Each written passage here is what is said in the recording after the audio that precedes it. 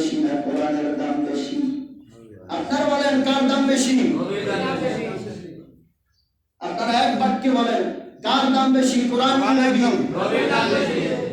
ভাই এখানে সুন্নিদের ভিতরে দুইটা দল হয়ে গেছে। বাতিল ফিরকা যারা, তারা তো বলেনি বলে বাতিল বলে না কোরআন নবী থেকে কোরআনের দাম বেশি। আবার ওই বাতিলদের সাথে কিছু সুন্নিও যোগ দিছে, বলে নবীর দামের থেকে নাকি কোরআনের দাম বেশি। আমি মানতে পারি না, আমি এটা মানতে পারি না, আমি মানতে পারি না। কারণ আমার নবীর দামের থেকে কোরআনের দাম কিভাবে হয়? কোরআনকে যদি প্রশ্ন করি, ও কোরআন নামাজের দলিল দে, কোরআন নামাজের দলিল দিয়ে দিবে। কোরআন রোজার দলিল দে, রোজার দলিল দিয়ে দিবে। ও কোরআন হজের দলিল দে, হজের দলিল দিয়ে দিবে। যাকাতের দলিল দে, যাকাতের দলিল দিয়ে দিবে। কোরআনকে যদি জিজ্ঞাসা করি আমি মুসলমান, দলিল দে, ওই কোরআন দলিল দিয়ে দিবে। কোরআনকে যদি বলি তুই যে কোরআনে তার দলিল দে, আপনারা তো তাফসীর বুঝবেন না। কোরআনকে যদি বলি কোরআন তুই যে কোরআন এটার দলিল, কোরআনের ভিতরে ওই দলিল নাই। কোরআনের দলিল আমার আপনার নবী, নবী মুহাম্মদুর সাল্লাল্লাহু আলাইহি ওয়াসাল্লাম। এ ভাই দুঃখে বুকটা ফেটে যায়। অনেক সুন্নি আলেম আমি দেখেছি বলতেছে নবীর ইজ্জত নাকি কোরআনের থেকে কম। আমি মানতে পারি না, আমি মানতে পারি না। কারণ হলো কোরআন পৃথিবীর সমস্ত বিষয়ের দলিল দিতে পারে, কিন্তু কোরআন যে কোরআন এটার দলিল কোরআনে নাই। সুবহানাল্লাহ, এটার দলিল নবী মুহাম্মদুর রাসূলুল্লাহ সাল্লাল্লাহু আলাইহি ওয়াসাল্লাম। বলবেন হুজুর কিভাবে? আমি বলবো চলো আমরা কোরআন খুলে দেখি। কোরআনুল কারীমে আল্লাহ আয়াত নাযিল করে দিয়েছেন। কোরআনুল কারীম আমার নবী যখন মক্কায়, তখন সূরা নাযিল হয়েছে মাক্কি, তখন সূরার নাম মাক্কি। রাসূল যখন মক্কায়, কোরআনের সূরার নাম মাক্কি। রাসূল যখন মদিনায়, কোরআনের সূরার নাম মাদানী। সুবহানাল্লাহ। তাহলে রাসূল পিছে গেছে না কোরআন পিছে? কারণ রাসূল যখন মক্কায় তখন সূরার নাম মাক্কি, রাসূল যখন মদিনায় তখন কোরআনের সূরার নাম মাদানী। তাহলে বুঝা গেল রাসূল সামনে কোরআন, কোরআন। এ ভাই আমি বলতে চাই ইজ্জত তো তার বেশি যে থাকে সামনে, যে থাকে সামনে। আমার নবী, নবী মুহাম্মদ রাসূলুল্লাহ সাল্লাল্লাহু আলাইহি ওয়াসাল্লাম যখন মক্কায় গেল, আল্লাহ কোরআন নাযিল করলেন মক্কায়। যখন আমার নবী মদিনায় গেল, আল্লাহ কোরআন নাযিল করলেন মদিনায়। যখন আমার নবী হিরা গুহায় গেল, কোরআন নাযিল করলেন হিরা গুহায়। আমার নবী যখন যে অবস্থায়, আমার নবী নবীর হুজরায়, তখন কোরআন নাযিল হলো হুজরায়। আমার নবী মসজিদে নববীতে, কোরআন নাযিল হলো মসজিদে নববীতে। আমার নবী কোরআনের পিছনে যায় নাই, কোরআন নবীর পিছনে গেছে। তাহলে কোরআনের দাম বেশি না নবীর দাম বেশি? আমরা মনে প্রাণে বিশ্বাস করি। আমার যদি গর্দানে সুর ধরে আর যদি বলে বল নবীর দাম কম কোরআনের দাম বেশি, আমি মানব না। কারণ আমার নবীর ইজ্জতের সমান পৃথিবীর ভিতরে আল্লাহর পরে আর কারো ইজ্জত হতে পারে না। আমার নবীর দাম বেশি, শুধু বেশি নয়, শুধু বেশি নয়, কোরআনের দাম যে বেশি। আমি কোরআনকে অপমান করি না, কোরআনের ইজ্জত আমার নবীর পরে, কোরআনের ইজ্জত আমার নবীর পরে। আমরা কোরআনকে অপমান করব না, কারণ এটা আল্লাহর কিতাব। কার কিতাব? আল্লাহর কিতাব, আল্লাহর কিতাব, আল্লাহর কথা। আল্লাহর কথা আমরা মানি কি মানি না? এবং কোরআনের একটা অক্ষরকে কেউ যদি অস্বীকার করে সে কাফের, মুশরিক, বেঈমান হয়ে যাবে, কোনো সন্দেহ নাই। কোরআনুল কারীম এটা ইজ্জতের একটা কিতাব। আল্লাহ তাআলা পৃথিবীর ভিতরে 104 খানা কিতাব নাযিল করেছেন। 104 খানা কিতাবের ভিতরে শ্রেষ্ঠ কিতাব, শ্রেষ্ঠ গ্রন্থ এটা হলো পবিত্র আল কোরআন। সুবহানাল্লাহ। পবিত্র কোরআনুল কারীম। মুসা আলাইহিস সালামের কাছে কিতাব নাযিল হতো। মুসা তুর পাহাড়ে যাইতেন, তারপরে আল্লাহ কিতাব নাযিল করতেন। মুসারে খবর দিত, মুসা আজকে তোর কিতাবের আয়াত নাযিল হবে। মুসা দৌড়ায় যেতেন তুরপারে, মুসা যায় দাঁড়াতে, তারপরে আল্লাহ আয়াত নাযিল করতেন। আর আমার নবী বিছনায় শুয়ে রয়েছে, আমার নবী বিছনায় শোয়া, জিবরাইল আমিন এসে হাজির, ইয়া রাসূলুল্লাহ ইয়া হাবিবাল্লাহ, তারপরে এই আয়াত নাযিল হয়ে গেল। আমার নবী যখন হেরা গুহার ভিতরে ঢুকলো ইবাদতের জন্য, তখন হযরত জিবরাইল আলাইহিস সালাম আয়েশা হাজির হয়ে গেলেন, ইয়া রাসূলুল্লাহ, তারপরে এই আয়াত নাযিল হয়ে গেল। আমার নবী যখন মক্কায় গেলেন, মদিনায় হিজরত করলেন, মদিনাতে যখন হিজরত করলেন, মদিনায় আয়াত নাযিল হয়ে গেল। বুঝা গেল কোরআনের দলিল নবী মুহাম্মদুর রাসূলুল্লাহ, কোরআনের দলিল মুহাম্মদুর রাসূলুল্লাহ সাল্লাল্লাহু আলাইহি ওয়াসাল্লাম। তাহলে আমার নবীর দাম বেশি না কম? বেশি। আমরা মানি আমার নবীর দাম কোরআনের থেকেও বেশি।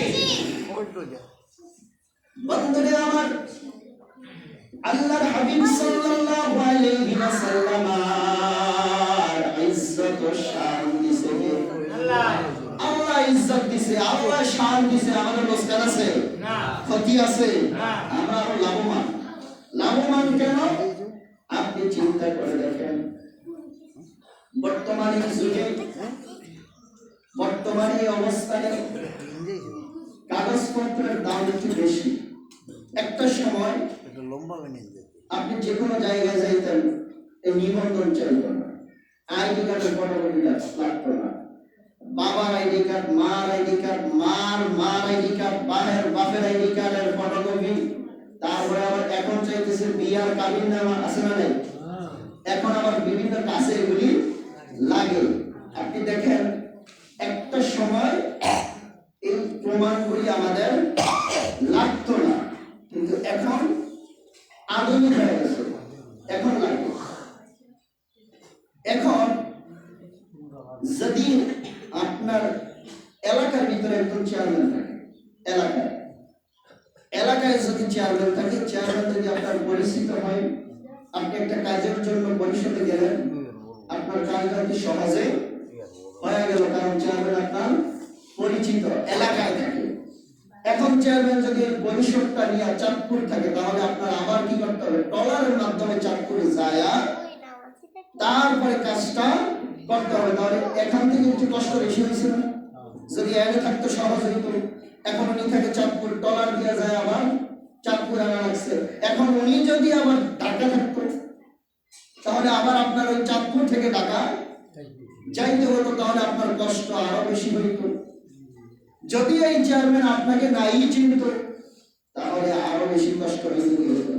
আপনার পরিচয় দিতে হইতো, বাবার পরিচয় দিতে হইতো, বাবার না ছিল দাদার নাম বলতে হইতো, তারপরে আপনার পরিচয়টা পাইতো। এখন পরিচয় আছে বিদায়, এলাকায় আছে বিদায় আপনি সহজে কাজটা কি পাওয়া গেছেন। আমার নবী মুহাম্মদ রাসূলুল্লাহর উম্মত আমরা, ঠিক কিনা? আমার নবী কাল কিয়ামতের ময়দানে একজন ব্যক্তি সুপারিশ করবে, সেই ব্যক্তির নাম নবী মুহাম্মদ রাসূলুল্লাহ। একজন ব্যক্তি সুপারিশ করবে, তার নাম নবী মুহাম্মদ রাসূলুল্লাহ। আর কোন নবী সুপারিশ করার সুযোগ ওই সময় পাবে না পরবর্তীতে। নবী, সমস্ত নবীরাও পাবে, আলেমরাও পাবে, কোরআনে হাফেজরাও পাবে, আল্লাহর ওলিরাও পাবে, তবে তখন না। এক একটা সময় এক একজনকে দায়িত্বটা দেওয়া হবে। কিন্তু যখন রাসূলুল্লাহ সুপারিশ করবে, তখন আর কারো সুপারিশ চলবে না। তাহলে একটা কথা চিন্তা করেন, ওই মুসিবতের দিন বাবা সন্তানের পরিচয় দিবে না, সন্তান বাবার পরিচয় দিবে না। যেই মা এখন আপনাকে আমাকে রেখে খাবার খায় না, যেই মা 24টা ঘন্টা সন্তানের চিন্তা করে, ওই মা ওই দিন বলবে হয়তো বিয়েই হয় না, সন্তান আসবে কোত্থেকে? কোরআনের কথা। ওই মুসিবতের দিন একজন লোক সুপারিশ করবে, তার নাম নবী মুহাম্মদ আচ্ছা চিন্তা করেন, ওই দিন একটা লোক সুপারিশ করবে, তিনি হচ্ছেন নবী মুহাম্মদ রাসূলুল্লাহ, আর উনি হলেন কাদের নবী? কাদের? উনি হলেন আমাদের নবী, আর আমাদের নবী ওই দিন কি করবে? সুপারিশ করবে। তাহলে আমাদের দাম আছে না নাই? কারণ আমি যে দল করি এই দলের নাম আহলে সুন্নাত ওয়াল জামাত, আর এই দলের লিডারের নাম নবী মুহাম্মদুর রাসূলুল্লাহ সাল্লাল্লাহু আলাইহি ওয়াসাল্লাম। আমি সারা জীবন এই দলের ক্যাম্পাসার, এই দলের দালালি করতে আছি। ওই কিয়ামতের ময়দানে এই দলের প্রধান যিনি, ওই ব্যক্তিটা করবে সুপারিশ, তার কথায় আল্লাহ জান্নাত জাহান্নাম দিবে। আমি যার ক্যাম্পাসার, আমি যার দালাল, আমি যার কথা বলতেছি, ওই নবী ওই দিন সুপারিশ করবে। তাহলে নিশ্চিত আমি বলতে পারি যে ওই দিন আমার টেনশন নাই। যদি শুনতাম বাবা আদম সুপারিশ করবে, যদি শুনতাম ইব্রাহিম সুপারিশ করবে, ঈসা মুসা সুপারিশ করবে, হারুন আলাইহিস সালাম সুপারিশ করবে, তাহলে চিন্তা করতাম যে হায় হায় হায়, আমার নবী তো সুপারিশ করবে না, আমার তো চিনবে না, আমার তো চিনবে না, আমি টেনশনে পড়ে যাইতাম। কিন্তু যখন কিতাব খুলি, বুখারী মুসলিম আবু ইবনে মাজাহ, যখন সিয়াসিত্তার কিতাব খুলি, যখন আল্লাহর কোরআন খুলি, তখন দেখি একজন নবী সুপারিশ করবে, তার নাম নবী মুহাম্মদুর রাসূলুল্লাহ সাল্লাল্লাহু আলাইহি ওয়াসাল্লাম। তখন আর টেনশন করি না, কারণ আমার দলের লিডার আমার সুপারিশ অবশ্যই করবে। আমি তখন আর টেনশন করি না। একটা লোক যদি ইউনিয়নের ওয়ার্ডের দলের সদস্য থাকার কারণে সরকার যদি ক্ষমতায় যায়, ওই দলটা যদি ক্ষমতায় যায়, ওই দলের কর্মী যদি টেনশন না করে, ওই দলের কর্মী যদি কাজ না কইরা বাড়িতে বসে খাওয়ার মতো এবিলিটি জোগাড় করতে পারে, আমি যেই দল করি ওই দল যেই দিন ক্ষমতায় যাবে আমারও তো বাতা দিবে কি দিবে না? এ ভাই দেখেন, দুনিয়ার সিলসিলাটা এখন যে দল ক্ষমতায় আছে, এই দলের যদি ওয়ার্ডের একেবারে নিম্ন শ্রেণীর একজন ওয়ার্ডের সদস্য হয়, তারপরেও মাসে একটা চালের বস্তা পায় না? বেশি হয়। বেশিটা বাদ দিলাম, পায়, কারণ সে দল করে, দলের জন্য কষ্ট করে, এটাও তার প্রাপ্য। আরেকটা বিষয় চিন্তা করেন, এই দলের কারণে সে যদি এরকম একটা সুবিধা ভোগ করতে পারে, এলাকায় আইনি প্রক্রিয়ায় যদি কোনো ঝামেলা লেগে যায়, সে যদি নক করে তার ওয়ার্ডের সভাপতির কাছে, ওয়ার্ডের সভাপতি ইউনিয়নের সভাপতির কাছে, ইউনিয়নের সভাপতি যখন জেলার সভাপতির কাছে নক করে, ফোন দেয়, টেলিফোন করে, তখন তার কাজটা সহজ হয়ে যায়, কারণ তার দলের খাতায় নাম আছে। যদি দুনিয়ায় এই সুবিধাটা সে ভোগ করতে পারে, তাহলে আমি যার ক্যাম্পাসার, আমি যার গোলামি করি, ওই দলটা যেই দিন ক্ষমতায় যাবে আমিও তো ভাতা অবশ্যই পাবো। ওই দলটা কিয়ামতের ময়দানে ক্ষমতায় যাবে, সেই ক্ষমতাটা হলো নবী মুহাম্মদ রাসূলুল্লাহ সাল্লাল্লাহু আলাইহি ওয়াসাল্লাম। আর ওই নবী যাবে না, উম্মত ছাড়া ওই নবী জান্নাতে যাবে না, এটা বিশ্বাস করতে পারেন। আব্দুল্লাহ ইবনে মাসউদ রাদিয়াল্লাহু তাআলা আনহু যখন মুসলমান হয়, আব্দুল্লাহ ইবনে মাসউদ রাদিয়াল্লাহু তাআলা আনহু মুসলমান হওয়ার আগে বকরি চড়াইতেন, বকরি পালতেন, কাফের মুশরিকদের বকরি পালতেন। আব্দুল্লাহ ইবনে মাসউদ রাদিয়াল্লাহু তাআলা আনহু বকরি পালতেছেন, এমন সময় দুইজন ব্যক্তি রাস্তাতে যাইতেছে, একজনের নাম মুহাম্মদ রাসূলুল্লাহ সাল্লাল্লাহু আলাইহি ওয়াসাল্লাম, আরেকজনের নাম আবু বকর রাদিয়াল্লাহু তাআলা। দুইজন রাস্তাতে যাইতেছে, দুইজন খুব ক্লান্ত, পানি পিপাসা লেগে গেছে। এটার পিছনে অনেক রহস্যজনক একটা ঘটনা আছে, খাবার নাই তাদের পেটে। এখন নবী বলতেছেন, আবু বকর তোমার কি ক্ষুধা লাগছে? খাবার খাওয়া দরকার। আবু বকর বলে, হ্যাঁ ইয়া রাসূলুল্লাহ, আমার তো তৃষ্ণা লাগছে, ক্ষুধা লাগছে। নবী বলেন, আবু বকর দেখো, কোন উটের পাল, কোন দুম্বার পাল, কোন বকরির পাল পাও কিনা, ওখান থেকে খাবারের ব্যবস্থা করি। উট দুম্বা কিছুই পেলেন না, একটা বকরির পাল পেলেন, মানে কয়েকটা বকরি একসাথে পাল বলে, একটা বকরির পাল পেলেন। ওই বকরির রাখাল একজন অল্প বয়সী ছেলে। রাসূল ডাক দিলেন, ওই ছেলেটা চিনে নাই নিজে শেষ নবী। রাসূল ডাক দিলেন, এদিকে আসো। ছেলেটা আসলেন, রাসূল বলেন, তোমার এই বকরি থেকে একটা বকরি আমাকে দাও।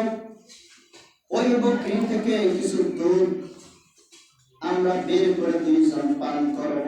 খেয়াল করবেন, ওই যুবক চিনে নাই নবী মুহাম্মদ রাসূলুল্লাহ সাল্লাল্লাহু আলাইহি ওয়াসাল্লাম। যুবক বললেন, হে পথিক, এই বকরিগুলির রাখাল আমি মালিক নই, আমি আপনাকে দিতে পারবো না, কারণ মালিকের অনুমতি ছাড়া দেওয়া যাবে না। আর আমাদের দেশে মোটামুটি বললে তো বিরুদ্ধে চলে যায়, কারণ এই খাসিয়তগুলি আমাদের মধ্যে আছে।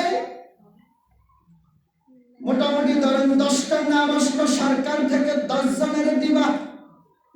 এই 10টা নাম খুঁজা দেখি, মেম্বারের চাচা, মেম্বারের ভাতিজা, মেম্বারের ছেলে, মেম্বারের জামাই, এলাকার কার খবর চিন্তা করে দেখেন। প্রিয় ভাই, ওই রাখাল, আচ্ছা রাখালি করে এরা কি শিক্ষিত না অশিক্ষিত? রাখালি করে অশিক্ষিত মানুষ না, মাস্টার কিছু জানে না, এই জন্য তো সে রাখালি করে। শিক্ষিত মানুষের দিকে সে রাখালি করতে আসতো, সে তো ভালো মানের কাজ। সে বলতেছে নবী মুহাম্মদ রাসূলুল্লাহকে যে, ও পথিক, বকরি দেওয়া যাবে না, কারণ হলো আমি এটার মালিক না। আমার নবী বলেন, ভালো, ঠিক আছে, যেটার ওলানে দুধ আছে এই বকরিটা দিও না, যেটার ওলানে দুধ নাই ওই বকরিটা আমাকে দাও। বালক বলতেছে, ওই বকরি দিয়ে কি করবা? ওই বকরি থেকে দুধ বার করবো। সুবহানাল্লাহ। বালকের চিন্তা হলো, এটা কি সম্ভব? এটা সম্ভব? বালক বকরি দিয়া দিল, যেটার ওলানে দুধ নাই, বাচ্চাও কোনোদিন হয় নাই, শুকনা ওলান। আমার নবী একটা এসএম শরীফ পাঠ করলেন, যে এসএমটা সবাই জানি কিন্তু পড়ি না। একটা এসএম পাঠ করলেন, সেই এসএমটা হলো বিসমিল্লাহি আলা বারাকাতিল্লাহ। সুবহানাল্লাহ। সবাই পারি, কিন্তু খাইতে যখন বই মনে থাকে দাম তো ফেলে দিই। আর যদি একটু ভালো খাওয়া নাই তখন তার উষ্টাই। আবার রাসূল বললেন, যদি খাবারের শুরুতে ভুল যাওয়া যায়, আবার আরেকটা পদ্ধতি আছে, 2-3 লোকমা খায় গেছে, মনে নাই বিসমিল্লাহ বলতে। রাসূল বললেন, যখন মনে হয় তখন বলবা বিসমিল্লাহি আউওয়ালাহুল আখির, বিসমিল্লাহি আউওয়ালাহুল আখির। তুমি শুরুতে মনে নাই, মাঝখানে মনে এসে করে নাও। দেখেন ইসলাম কত সহজ। নবী মুহাম্মদ রাসূলুল্লাহ বললেন, একটা বকরি দাও যেটার ওলানে দুধ নাই, ওই বকরিটা আনা হলো। আল্লাহ রাসূল এই বিসমিল্লাহি আলা বারাকাতিল্লাহ বলে যখন হাত দিলেন, ওলান থেকে দুধ বের হওয়া শুরু করে দিল। সুবহানাল্লাহ। বালককে বললেন, ও বালক, দৌড়ে একটা বাটি আনো। বালক বাটি আনলেন, দুধ এক বাটি হলো। আবু বকর তৃপ্তি মতো পান করলেন। আবু বকরকে জিজ্ঞাসা করা হলো, আবু বকর পেটটা কি ভরছে?